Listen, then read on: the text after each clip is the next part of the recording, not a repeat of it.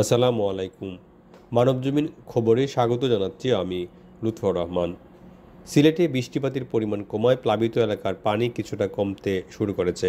তবে জেলার কোথাও কোথাও বন্যা পরিস্থিতির উন্নতি হয়েছে, আবার কোথাও অবনতি হয়েছে। এখনও ভারত থেকে নেমে আসা উজানের পাহাড়ি ঢল অব্যাহত থাকায় সিলেটের প্রধান নদী সুরমা কুশিয়ারার পানি ৬টি পয়েন্টে বিপদসীমার উপর দিয়ে প্রবাহিত হচ্ছে। গোয়াইনঘাটের সারি নদীর পানি সকাল থেকে বিপদসীমার নিচে রয়েছে। পানির উচ্চতা কিছুটা নিচে নেমেছে, এই কারণে কিছু কিছু এলাকায় বন্যা পরিস্থিতির উন্নতি হয়েছে।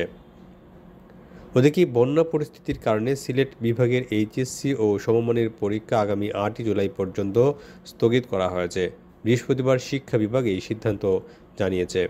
আগামী ৩০শে জুন থেকে চলতি বছরের এইচএসসি ও সমমানের পরীক্ষা শুরু হবে।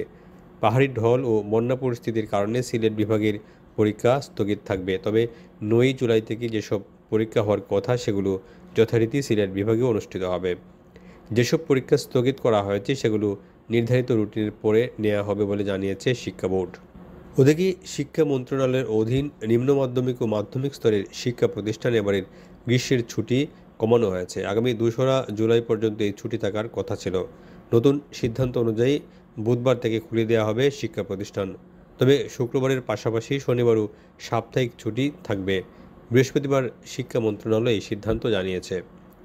স্বরাষ্ট্রমন্ত্রী আসাদুজ্জামান খান কামাল বলেছেন, মিয়ানমার আর্মি ও আরাকান আর্মিকে জানিয়ে দেওয়া হয়েছে তারা যেন বাংলাদেশের দিকে আর গুলি না চালায়, তা না হলে বাংলাদেশও পাল্টা গুলি চালাবে।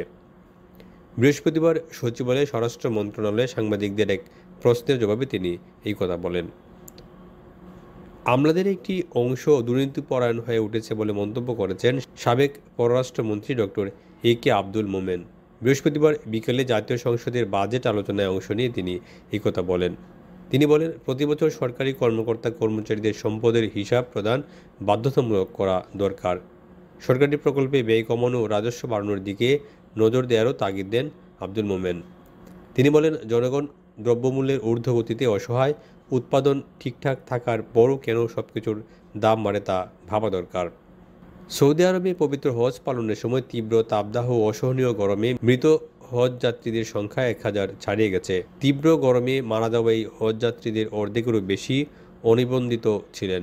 বৃহস্পতিবার বার্তা সংস্থা এফপির টালিতে সৌদি হজযাত্রীদের প্রাণহানির এই সংখ্যা প্রকাশ করা হয়েছে। সৌদি সরকারের প্রশাসন, মক্কার বিভিন্ন হাসপাতাল এবং বিভিন্ন দেশের দূতাবাসের তথ্য সহায়তার ভিত্তিতে মৃত হজযাত্রীদের এই সংখ্যা প্রকাশ করে এফপি।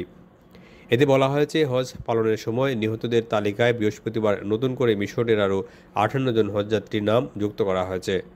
আরব উপসাগরীয় অঞ্চলের একজন কূটনৈতিক এএফপিকে বলেছেন, হজ পালন করতে গিয়ে প্রাণ হারানো সহস্রাধিক হজযাত্রীদের মধ্যে কেবল মিশরেরই নাগরিক আছেন ৬৫৮ জন। তিনি জানান, সৌদিতে মারা যাওয়া মিশরীয়দের প্রায় ৬৩০ জনই অবৈধভাবে হজ করতে গিয়েছিলেন। মানবজমিন খবর শেষ হলো।